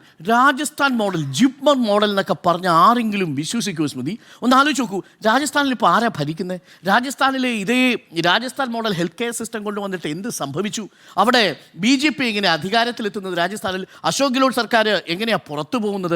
അവിടെയുള്ള 88% സിറ്റിംഗ് MLA-മാരെ നിർത്തിയിട്ടും 2023 പരാജയം എന്തുകൊണ്ടാണ് രാജസ്ഥാൻ ഗവൺമെന്റ് നേരിടേണ്ടി വന്നത്? അവിടെ ഈ സംവിധാനം പരാജയപ്പെട്ടു എന്നുള്ളത് കൊണ്ടാണ്. അതിവിടെ കൊണ്ടുവന്ന് ഇംപ്ലിമെന്റ് ചെയ്യാൻ പോകുന്നു. നിങ്ങൾക്കറിയാമോ, 26% ആളുകൾ എന്ന് പറഞ്ഞാൽ 4/1 മനുഷ്യരും പുറത്ത് പോയി തുറസായ സ്ഥലങ്ങളിൽ മലമൂത്ര വിസർജനം നടത്തുന്ന നാടാണ് രാജസ്ഥാൻ. ഇപ്പോഴുമുണ്ട് ഡീഫെക്കേഷൻ, ഓപ്പൺ ഡീഫെക്കേഷൻ ഉണ്ട്. നമ്മുടെ നാട്ടിൽ എല്ലാ വീട്ടിലും ചുരുങ്ങിയ വർഷം കക്കൂസെങ്കിലും ഉണ്ട്. അപ്പൊ രാജസ്ഥാൻ മോഡൽ മുഴുവൻ രാജസ്ഥാൻ മോഡൽ എന്ന രൂപത്തിലാണ് ഈ ആരോഗ്യരംഗത്തെ അവരുടെ ആലോചനകൾ എന്ന് ഞാൻ കരുതുന്നില്ല കേട്ടോ. അവരൊരു കോൺക്ലേവ് നടത്തുകയും ഈ പറയുന്ന ഇടതുപക്ഷവുമായി ചേർന്ന് നിൽക്കുന്ന ഡോക്ടർമാരടക്കം ആരോഗ്യ വിദഗ്ധരടക്കം പങ്കെടുത്ത കോൺക്ലേവിൽ നിന്നും തയ്യാറാക്കിയ ഒരു റിപ്പോർട്ടുണ്ട്. ആ റിപ്പോർട്ടിന്റെ അടിസ്ഥാനത്തിലാണ് ആരോഗ്യവകുപ്പിൽ എന്തൊക്കെ മാറ്റങ്ങൾ വരുത്തണമെന്ന് ആലോചിക്കുന്നത്. അത് രാജസ്ഥാൻ മോഡൽ ഏതെങ്കിലും ഒരു കാര്യത്തിൽ പറഞ്ഞായിരിക്കും അത് അടർത്തി മാറ്റി അതാണ് മുഴുവനായി നടപ്പാക്കാൻ പോകുന്നതെന്ന് പറയുന്നത് ഒരു ശരിയായ വായനയാണെന്ന് എനിക്ക് തോന്നുന്നില്ല. ഞാൻ അത് മനസ്സിലാക്കിയ ഒരു കാര്യം അതാണ്. അവിടെ എങ്ങനെ രാജസ്ഥാനെ നിങ്ങൾ കമ്പയർ ചെയ്യുക? രാജസ്ഥാനിലെ ഏതെങ്കിലും ഞാനത് കേട്ടിട്ടില്ല. രാജസ്ഥാനിലെ രാജസ്ഥാനിൽ നടപ്പാക്കിയതാണ് 25 ലക്ഷം രൂപയുടെ ഇൻഷുറൻസ് എന്നുള്ളത്. ശരി, അത് മാത്രമായിരിക്കും, അതായിരിക്കും ഉദ്ദേശിച്ചത്. അതല്ലാതെ മുഴുവൻ രാജസ്ഥാൻ മോഡൽ എന്നല്ല ഡോക്ടർ അരുൺ. ഒന്നാമത്തെ കാര്യം ഈ പറഞ്ഞ കോൺക്ലേവ് നടത്തി ആരോഗ്യരംഗത്തെ വിദഗ്ധരുമായി ചർച്ച നടത്തിയിട്ടാണ് മാറ്റം വരുത്തുന്നതിനെ കുറിച്ച് ആലോചിച്ചത്. നമ്മുടെ ഹെൽത്ത് സെക്ടറിൽ പ്രശ്നങ്ങൾ ഉണ്ടായിട്ടുണ്ടല്ലോ. ആരോഗ്യവകുപ്പുമായി ബന്ധപ്പെട്ട് നമ്മൾ ഒരുപാട് വിഷയങ്ങൾ പല ദിവസങ്ങളായി ചർച്ച ചെയ്തല്ലോ. അപ്പോൾ ആ വിഷയങ്ങൾ കൂടി മുൻനിർത്തിക്കൊണ്ടാണ് അതിനെ എങ്ങനെ പരിഹരിക്കാം. അതുകൊണ്ടാണ് ഒരു രോഗിക്ക് ഒരു കട്ടിൽ അവകാശമാണ്, ബെഡ് അവകാശമാണ് എന്ന രൂപത്തിൽ ഈ പറഞ്ഞ പ്രകടന പത്രികയിലടക്കം ഒരു കാര്യം വന്നിരിക്കുന്നത്. വരട്ടെ. ശരി, ഇൻഷുറൻസ് പദ്ധതി കേക്കൂ. ഇൻഷുറൻസ് പദ്ധതിയാണോ ആരോഗ്യ മേഖലയ്ക്ക് അഭികാമ്യം? അതല്ല, അഷ്വേഡ് ആയിട്ടുള്ള സാർവത്രികമായിട്ടുള്ള ആരോഗ്യ പരിചരണമാണോ? നമ്മൾ പബ്ലിക് ഹെൽത്ത് കെയർ സിസ്റ്റത്തിൽ വിശ്വസിക്കുന്നവരല്ലേ? അതെങ്ങനെ ഇൻഷുറൻസ് കമ്പനി ഏൽപ്പിക്കാൻ പറ്റുക? സ്മൃതി വിശ്വസിക്കുന്നുണ്ടോ? ഞാൻ ഈ മൊത്തം രാജസ്ഥാൻ എന്ന് പറഞ്ഞോട് മാത്രമേ യോജിച്ചുള്ളൂ. ഞാൻ അതിൽ ഒരു ചർച്ചയ്ക്ക് തയ്യാറല്ല. എനിക്ക്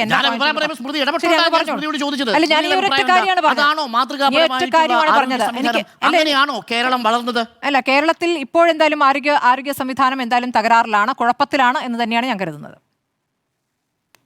ആണ്. ശരി, ഒറ്റ ചോദ്യം ചോദിക്കട്ടെ. ആരോഗ്യ മേഖലയിൽ കേരളത്തിന്റെ റാങ്ക് എത്രയാണ് ദേശീയ തലത്തിൽ? അങ്ങ് ഈ ദേശീയ തലത്തിലെ റാങ്കുമായി തട്ടിച്ചു നോക്കണ്ട. കേരളം എല്ലാ കാലത്തും അടിവരയിട്ട് ഞാൻ പറയുന്നു, ആരോഗ്യരംഗം എല്ലാ കാലത്തും കേരളം മുൻപന്തിയിലാണ്. അതൊരു പ്രത്യേക കാലഘട്ടത്തിൽ വന്ന വല്ലാത്ത വളർച്ചയായ വിലയിരുത്തായിരിക്കും. 2016 ശേഷം ഉണ്ടായ ഒരു പ്രത്യേക മാറ്റമല്ല ആരോഗ്യരംഗത്ത്. നമുക്കിപ്പോൾ UP-യുമായി താരതമ്യമില്ല, ബീഹാറുമായി താരതമ്യമില്ല, എന്തിനാണ് താരതമ്യം? നമ്മൾ മുന്നിലാണ് ആരോഗ്യരംഗത്ത് എല്ലാ കാലത്തും വെച്ച് സംസാരിക്കൂ സ്മൃതി. അല്ല, അങ്ങ് കുറച്ച് കണക്കെടുത്ത് വെച്ചിട്ടുണ്ടാകാം. അങ്ങൊരു കണക്കെടുത്ത് വെച്ചിട്ടുണ്ടാകും ഡോക്ടർ. ഞാൻ മറ്റൊരു കാര്യമാണ് ഇവിടെ എടുത്തു വെച്ചിരിക്കുന്നത്. അങ്ങിപ്പോൾ അങ്ങയുടെ കാര്യങ്ങളുടെ രേഖ പ്രകാരം പറയുന്നു. നോക്കൂ ഡോക്ടർ അരുൺ, അങ്ങ് ഇപ്പോൾ കുറച്ച് രേഖകൾ എടുത്തു വെച്ചിട്ടുണ്ട് ആരോഗ്യവകുപ്പുമായി ബന്ധപ്പെട്ട് പറയാൻ. അങ്ങ് പറഞ്ഞോളൂ. പക്ഷേ ഞാൻ അത് എടുത്തു വെച്ചിട്ടില്ല. ഇല്ല, എന്റെ വിലയിരുത്തൽ ഇത്രയേ ഉള്ളൂ. ആരോഗ്യ രംഗത്തെ കേരളത്തിന്റെ നേട്ടം ഒരു പ്രത്യേക കാലത്ത് മാത്രമായിട്ടുണ്ടായതല്ല. വളരെ ക്ലിയർ ആണ്. അത്രയേ ഉള്ളൂ. ശരി, അങ്ങ് പൂർത്തിയാക്കോളൂ. ശരി, ആരോഗ്യ മേഖല തകർന്നിരിക്കുകയാണോ കേരളത്തിൽ മറ്റ് സംസ്ഥാനങ്ങളെ അപേക്ഷിച്ച്? ഈ അപേക്ഷയും താരതമ്യം ഒന്നും വേണ്ടെന്നേ. നമ്മുടെ ഇപ്പോഴത്തെ അവസ്ഥയും നമ്മൾ റിപ്പോർട്ട് ചെയ്ത കാര്യങ്ങളും ഉണ്ടായ കാര്യങ്ങളും നമ്മൾ ചർച്ച ചെയ്ത കാര്യങ്ങളും മാത്രമാണ് ഞാൻ പറഞ്ഞത്. അതിൽ മറ്റു സംസ്ഥാനങ്ങളുമായി താരതമ്യം ചെയ്തിട്ടല്ല. നമ്മുടെ ഇപ്പോഴത്തെ സർക്കാർ ആശുപത്രികളിലെ സംവിധാനത്തിൽ പിഴവുകളില്ല എന്ന് അങ്ങേക്ക് അഭിപ്രായപ്പെടാമോ? നമ്മൾക്ക് ഒറ്റപ്പെട്ട മെഡിക്കൽ പ്രശ്നങ്ങളുടെ കോളേജിലെ പേരിൽ ഡോക്ടർമാർ തന്നെ വിശദീകരിച്ചതും നമ്മൾ ഒരുപാട് ദിവസം ചർച്ച ചെയ്ത കാര്യമുണ്ട്. പിഴവുകളുണ്ട്. അല്ല, ഒറ്റപ്പെട്ട പ്രശ്നങ്ങളുടെ പേരിൽ ആരോഗ്യ മേഖലയെ ആകെ രോഗികൾ മരിച്ച സംഭവം ഉണ്ടായിട്ടുണ്ട്. പിഴവുകളുണ്ട്. വയറ്റിൽ കത്രികയുമായി നടക്കുന്ന public health രോഗികളുണ്ട്. system-ത്തിലും ഒരു പബ്ലിക് ഹെൽത്ത് സിസ്റ്റവും കംപ്ലീറ്റ്ലി പെർഫെക്റ്റ് അല്ല. പ്രത്യേകിച്ച് ജനസാന്ദ്രത കൂടുതലുള്ള, രോഗികളുടെ ഇൻടേക്ക് കൂടുതലുള്ള 12 കോടിയിലധികം ആളുകൾ ഒരു വർഷം ഒ പി ടിക്കറ്റ് എടുക്കുന്ന കേരളത്തിന്റെ ആരോഗ്യ മേഖലയിലും പിഴവുകളുണ്ട്. പിഴവുകൾ വരുന്നു. ആ പിഴവുകൾ മാറ്റണം. പക്ഷേ നമ്മൾ മറ്റു സംസ്ഥാനങ്ങളെക്കാൾ മുമ്പിലാണ്.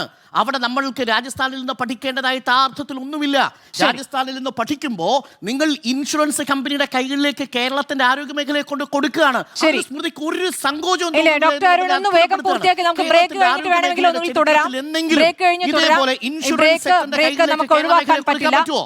ബ്രേക്ക് ഒഴിവാക്കാൻ പറ്റില്ല. ആരോഗ്യരംഗത്തിൽ മാത്രം ഊന്നാൻ ഞാൻ ഉദ്ദേശിക്കുന്നില്ല. എനിക്ക് ഈ തെരഞ്ഞെടുപ്പ് പ്രചാരണത്തിൽ ഉച്ചസ്ഥായിലായിരിക്കുന്ന കാര്യങ്ങൾ എന്നുള്ളതാണ് എനിക്ക് വിശദീകരിക്കാനുള്ള. അങ്ങയുടെ പോയിന്റ് ശരി, എനിക്ക് ഒരൊറ്റ മിനിറ്റ് കൂടി മാത്രം. എന്റെ സമയമായിരുന്നു. സ്മൃതി ഇടപെട്ടുകൊണ്ട് മാത്രം എനിക്ക് പറഞ്ഞെടുക്കാൻ പറ്റാത്തതുകൊണ്ടാണ്. ഒറ്റ മിനിറ്റ് മാത്രം. ഒറ്റ മിനിറ്റ് മാത്രം. അപ്പോൾ രാജസ്ഥാനിലേക്ക് പോയതും തെലങ്കാനയിലെ മുഖ്യമന്ത്രി വന്ന് ഇത് ഈ പിണറായി സർക്കാർ എക്സ്പയറി ഡേറ്റ് കഴിഞ്ഞ സർക്കാരാണെന്ന് പറഞ്ഞതും തിരിച്ചടിയാവും. കാര്യം കേരളം ചർച്ച ചെയ്യാണ്. ഇതേപോലെ രാജസ്ഥാൻ മോഡൽ കേരളത്തിന് വേണോ? ഇത് തെലങ്കാന മോഡൽ കേരളത്തിന് വേണ്ടോ? തെലങ്കാന സുസ്ഥിര വികസന സൂചികയിൽ നിൽക്കുന്നത് എപ്പോഴാ? സുസ്ഥിര വികസന സൂചികയിൽ 6ാമത് നിൽക്കുന്ന തെലങ്കാന, 1ാമത് നിൽക്കുന്ന കേരളം. തെലങ്കാനയിൽ നിന്ന് എന്താ പഠിക്കാനുള്ളത്? 2, നമുക്ക് ദാരിദ്ര്യ നിർമ്മാർജ്ജനത്തിന്റെ കാര്യത്തിൽ നമ്മൾ 0.55%, രാജ്യത്ത് ഏറ്റവും കൂടുതൽ അതിദാരിദ്ര്യരെ വിമുക്തരാക്കിയ സംസ്ഥാനം. നോക്കൂ, തെലങ്കാനയുടെ കണക്കെത്ര? 5.88%. സാക്ഷരതയുടെ കാര്യത്തിൽ നമ്മൾ 95%, തെലങ്കാന 76%. ശിശുമരണ നിരക്കിൽ 1005, നമ്മൾ ഇതിന്റെ 4 ഇരട്ടിയാണ് തെലങ്കാനയിൽ. എന്നിട്ടാണ് തെലങ്കാനയിലെ മുഖ്യമന്ത്രി, ഏത് മുഖ്യമന്ത്രി? നരേന്ദ്രമോദി എൽഡർ ബ്രദർ എന്ന് വിളിച്ച രേവന്ത് റെഡ്ഡി കേരളത്തിലെ സർക്കാരിനോട് തെലങ്കാനയിലേക്ക് നോക്കാൻ പറയുന്നത്. ഇതൊക്കെയാണ് യഥാർത്ഥത്തിൽ തിരിച്ചടിയാകാൻ പോകുന്നത്. അപ്പൊ നേരത്തെ കോൺഗ്രസ് കൊണ്ടുവന്ന ആ സ്ട്രാറ്റജികളെ പൊളിക്കുന്ന ചില തീരുമാനങ്ങൾ കോൺഗ്രസ് അവസാന ഘട്ടത്തിൽ എടുത്തു എന്നത് പറയാൻ വേണ്ടിയാണ് ഞാൻ ഇത്രയും സൂചിപ്പിച്ചത്. ആവേശത്തിൽ തന്നെയാണ് പറഞ്ഞത്. അക്കാര്യത്തിൽ സംശയമില്ല. ആവേശം ഉച്ചസ്ഥായിലോ എന്നാണ് ചോദ്യം. ആവേശം ഉച്ചസ്ഥായിലാണ്. നേരത്തെ എല്ലാവരും പറഞ്ഞ പോലെ തന്നെ അവസാന ദിവസങ്ങളിലേക്ക് എത്തുമ്പോൾ വല്ലാത്ത രീതിയിലാകുന്നു പ്രചാരണം എന്നുള്ളത് ആശങ്കപ്പെടുത്തുന്നതാണ്. ഇപ്പോൾ ഉണ്ടായിരിക്കുന്ന സംഭവങ്ങൾ ഇടതുപക്ഷത്തിന്റെ ഭാഗത്തു നിന്നാണ് നമ്മൾ കേൾക്കുന്നത്. അല്ലാത്ത കാര്യങ്ങൾ വരുമ്പോൾ ആ ഘട്ടത്തിൽ പറയാമെന്നുള്ളതാണ്. ഇപ്പോൾ വന്നിരിക്കുന്ന ഒന്ന് പേരാമ്പ്രയും ഒന്ന് തളിപ്പറമ്പുമാണ് എന്നുള്ളതാണ്. പയ്യന്നൂരിലെ കാര്യവും പ്രത്യേകം ചൂണ്ടിക്കാണിക്കേണ്ടതാണ്. ഈ പേരാമ്പ്രയിൽ പ്രചാരണം തുടങ്ങുന്ന ഘട്ടത്തിൽ തന്നെ ഫാത്തിമ തെഹ്ലിയ എന്ന മുസ്ലിം ലീഗിലെ വനിതാ സ്ഥാനാർത്ഥി വരുന്ന ഘട്ടത്തിൽ തന്നെ അവരുടെ ഫേസ്ബുക്കിന് കീഴിൽ വന്നിരിക്കുന്ന കമൻറ്റുകളെക്കുറിച്ച് നമ്മൾ ചർച്ചയിൽ തന്നെ പറഞ്ഞിട്ടുള്ളതാണ്. വളരെ മോശം കമൻറ്റുകൾ വരുന്നു എന്നുള്ളത്. അതിനുശേഷം ഇപ്പോൾ ഉണ്ടായിരിക്കുന്ന കാര്യം എന്താണ്?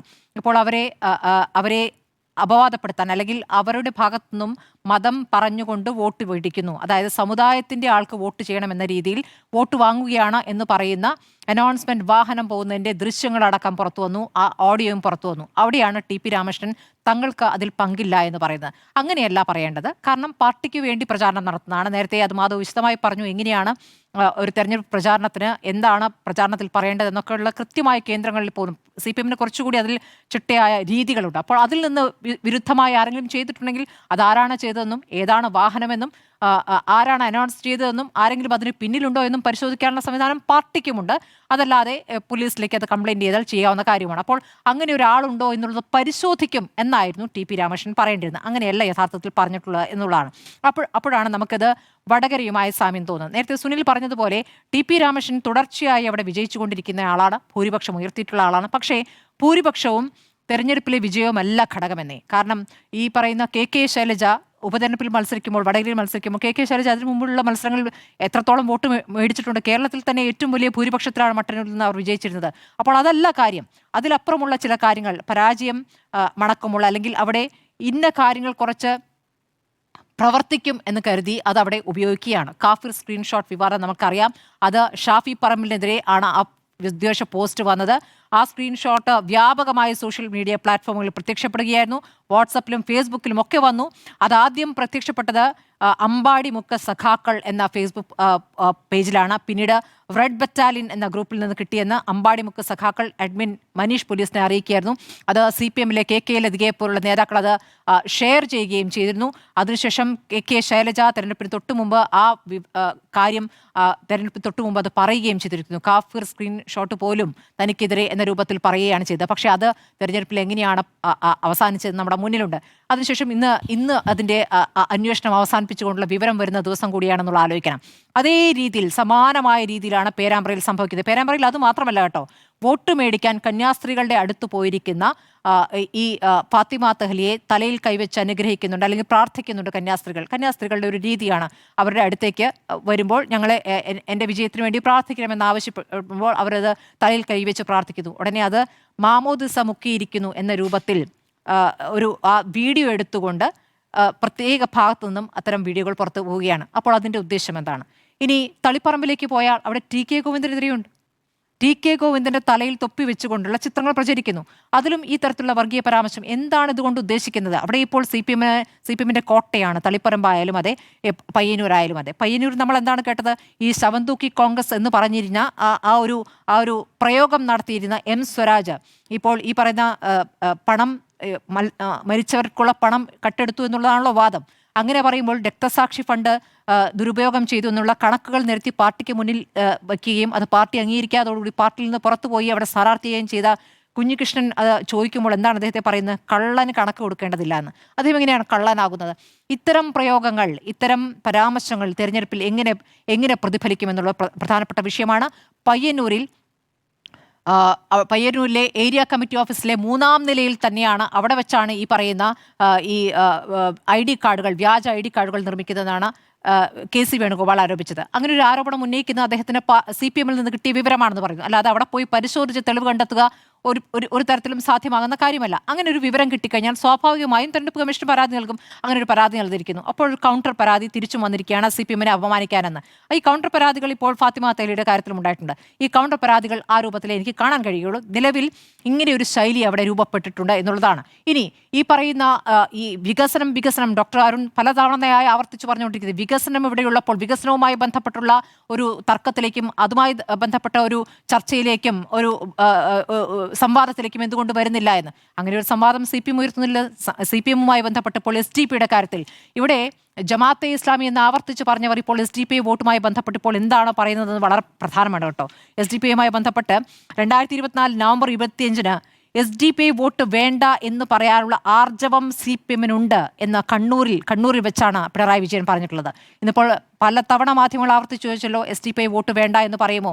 അപ്പോൾ നിങ്ങളുടെ ഉദ്ദേശം എന്താണെന്ന് എനിക്കറിയാം എന്ന് പറയുകയും നിങ്ങളുടെ സൂക്കേട് എനിക്ക് എന്താണെന്ന് അറിയാം എന്ന് പറയുകയും ഒക്കെയാണ് മുഖ്യമന്ത്രി ചെയ്തിട്ടുള്ളത്. എന്തിന് MV ഗോവിന്ദൻ ഈ പറഞ്ഞ SDP വോട്ട് കൊണ്ട് ജയിച്ചു എന്ന് കോൺഗ്രസിനെ പലതവണ അപമാനിച്ചിട്ടുള്ള MV ഗോവിന്ദൻ ഇന്നലെ എന്താണ് പറഞ്ഞത്? എന്തിന് SDP വോട്ട് വേണ്ട എന്ന് പറയണം എന്നുള്ളതാണ്. അപ്പോൾ വളരെ കൃത്യമാണ്, ആ വോട്ട് വേണം, SDP വോട്ട് വേണം എന്നുള്ളതും അവിടെ പറയുന്നു. ആദ്യം ജമാഅത്തെ വോട്ട് വേണ്ട എന്ന് UDF പറയണം എന്ന് പറയുകയാണ്. അപ്പോൾ SDP വോട്ട് വേണം. SDP വോട്ട് വാങ്ങുന്നു എന്നുള്ള കാര്യം കുഴപ്പമില്ല. എല്ലാ രാഷ്ട്രീയ പാർട്ടികളും ഓരോ കാലഘട്ടങ്ങളിൽ ഇത്തരം കാര്യങ്ങളൊക്കെ ചെയ്തിട്ടുണ്ട്. പക്ഷേ ഞങ്ങൾക്ക് അത് നിഷിദ്ധമാണ്, ഞങ്ങളത് ഒരു തരത്തിലും അടുപ്പിക്കില്ല എന്നും ഒരു വർഗീയ ശക്തികളാണ് എന്നും പറഞ്ഞുകൊണ്ടിരിക്കുന്നവർ ഇപ്പോൾ അത് മാറ്റി പറയുകയാണ്. ഇപ്പോൾ കണ്ണൂരിലെ സ്ഥാനാർത്ഥി കടന്നപ്പള്ളിയും പറഞ്ഞുകൊണ്ടിരിക്കുകയാണ്, ഞങ്ങളാണ് SDP-ക്ക് എല്ലാ സംരക്ഷണം ഒരുക്കുന്നത് എന്ന് ഒരു പടി കൂടി കടന്ന് പറഞ്ഞുകൊണ്ടിരിക്കുകയാണ്. അപ്പോൾ ഈ തരത്തിൽ പ്രതികരണങ്ങൾ മാറിക്കൊണ്ടിരിക്കുന്നു. ഇതൊക്കെ എങ്ങനെയാണ് തെരഞ്ഞെടുപ്പിൽ പ്രതിഫലിക്കുക എന്നറിയില്ല. ഇനി നിങ്ങൾ വോട്ടർമാരെ കാണുമ്പോൾ ഡോക്ടർ അരുണൊക്കെ പുറത്താണുള്ളത്, ആളുകൾ എങ്ങനെ പ്രതികരിക്കുന്നു എന്നുള്ളത് അങ്ങ് പറഞ്ഞു. പക്ഷേ പലപ്പോഴും ചില ആളുകളെങ്കിലും പ്രതികരിക്കാൻ തയ്യാറാവുന്നില്ല എന്നുള്ള വിവരം കൂടി എനിക്ക് കിട്ടുന്നുണ്ട്. അതായത് സൈലൻ്റായി നിൽക്കുന്നു. ആ സൈലൻ്റായി നിൽക്കുന്നവരെ എന്താണ് തീരുമാനിക്കുക എന്നുള്ളത് നമുക്ക് പുറത്തേക്ക് പറയാൻ പറ്റില്ല. സർക്കാരിനെതിരെ കുറ്റവും പറയുന്നില്ല, എന്നാൽ സർക്കാർ മാറണമെന്നും പറയുന്നില്ല. രണ്ട് തരത്തിൽ ഒന്നും പ്രതികരിക്കാതിരിക്കുന്ന വോട്ടർമാർ എന്ത് ചെയ്യുമെന്നുള്ള പ്രധാനമാണ്. നമുക്ക് തദ്ദേശ തെരഞ്ഞെടുപ്പിലും ഈ ഒരു സൈലൻസ് ഉണ്ടായിരുന്നു എന്നുള്ളതാണ്. അപ്പോൾ അത് എന്താണ് എന്ന് നമുക്ക് ഇപ്പോൾ പറയാൻ കഴിയില്ല എന്നുള്ളതാണ്. ഏതായാലും 100-ലധികം സീറ്റ് എന്നുള്ള ഒരു ആത്മവിശ്വാസം ഇരു കൂട്ടരിലും ഭാഗത്തുനിന്നും ഇപ്പോൾ അധികം പറഞ്ഞു കേൾക്കുന്നില്ല. പല സർവേകളും പറയുന്ന കണക്കുകൾ 81, 72 എന്ന രൂപത്തിലേക്കൊക്കെ പോകുന്നുണ്ട്. അപ്പോൾ നമുക്കറിയില്ല ഏത് രൂപത്തിലേക്ക് അത് പോകുമെന്ന്. ഏതായാലും ഭരണവിരുദ്ധ വികാരമില്ല എന്നുള്ള വാദം ഒരു വശത്ത് നിൽക്കുന്നു. സർക്കാരിന് നേട്ടങ്ങളുടെ പട്ടിക ഉയർത്തിക്കൊണ്ട് തെരഞ്ഞെടുപ്പ് നേരിടാം ഉറപ്പായിട്ടും. പക്ഷേ അതിലപ്പുറം കോൺഗ്രസ് വയനാട്ടിൽ എന്തു ചെയ്തു, വയനാട്ടിലെ കണക്കെവിടെ എന്ന ചോദ്യത്തിലേക്ക് അതിലേക്ക് ഊന്നാനുള്ള ശ്രമം അവിടെ നടത്തുന്നു. അതിൽ കൃത്യമായ മറുപടി കോൺഗ്രസിന് പറയാനാകുന്നില്ല എന്നൊരു യാഥാർത്ഥ്യം അവിടെ നിൽക്കുന്നു. പക്ഷേ വയനാട് മാത്രമാണോ പ്രശ്നം? വയനാട്ടിൽ ഒരു പാർട്ടി ഫണ്ട് പിരിച്ച് നടത്തുന്ന വീടുകളാണോ ഏറ്റവും വലിയ വിഷയം? അതോ സർക്കാർ നൽകുന്ന വീടുകൾ പൂർണ്ണമായും ആ രൂപത്തിൽ അവർക്ക് താമസിക്കാൻ യോഗ്യമായിട്ടുണ്ടോ എന്നുള്ള ചോദ്യം കൂടെ അവിടെ നിൽക്കുന്നു. ഈ 4 ദിവസത്തിനിടയ്ക്ക് എന്തെങ്കിലും സംഭവിച്ചോ? ഇല്ലല്ലോ.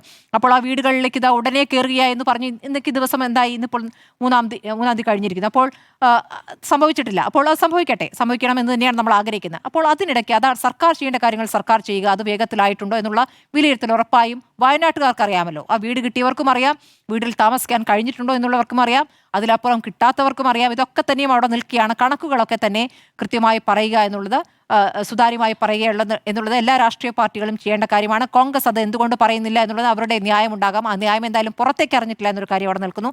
എന്തായാലും തെരഞ്ഞെടുപ്പ് പ്രചാരണം വേറെ രൂപത്തിലേക്കാകുന്നത്, ഈ പറയുന്ന വർഗീയത പറഞ്ഞിട്ടുള്ള രൂപത്തിലേക്കാകുന്നത് ആശങ്കപ്പെടുത്തുന്ന കാര്യമാണ്. BJPയെ സംബന്ധിച്ച് എനിക്ക് അതിൽ ഒന്നും പറയാനില്ല. കാരണം BJP എല്ലാ കാലത്തും അങ്ങനെ തന്നെയാണ്. അതുകൊണ്ട് ഒരു പ്രത്യേക സ്ഥാനാർത്ഥിയുടെ പ്രത്യേക പ്രതികരണം കൊണ്ട് അതൊരു വലിയൊരു അത്ഭുതമുണ്ടാക്കുന്ന കാര്യമായിട്ട് ഞാൻ കാണുന്നില്ല. ഏതായാലും ഈ ആവേശം ഉച്ചസ്ഥായിയിൽ നിൽക്കുമ്പോൾ ഇന്ന് ഈ വിഷയത്തിൽ CPM പ്രതിനിധികളാരും ചർച്ചയ്ക്ക് വന്നിട്ടില്ല എന്നുള്ള കാര്യം കൂടി ഓർക്കണം. ഈ പേരാമ്പ്രയുമായി ബന്ധപ്പെട്ട് അവർക്ക് കാര്യങ്ങൾ വിശദീകരിക്കാമായിരുന്നു. TP രാമകൃഷ്ണൻ വാർത്താ സമ്മേളനം അടക്കം നടത്തിയിട്ടുള്ള കാര്യമാണ്. അപ്പോൾ അത് വിശദീകരിക്കാമായിരുന്നു. അപ്പോൾ ആ വിശദീകരണം എന്തുകൊണ്ട് വേണ്ടെന്ന് വെച്ചു എന്നുള്ള ചോദ്യം അവിടെ നിൽക്കുകയാണ്. ആവേശം ഉച്ചസ്ഥായിൽ തന്നെയാണെന്നാണ് എൻ്റെയും അഭിപ്രായം. അപ്പോൾ നമ്മൾ 4 പേരും ഒരേപോലെ അഭിപ്രായപ്പെടുന്നു, ആവേശം ഉച്ചസ്ഥായിലാണ്.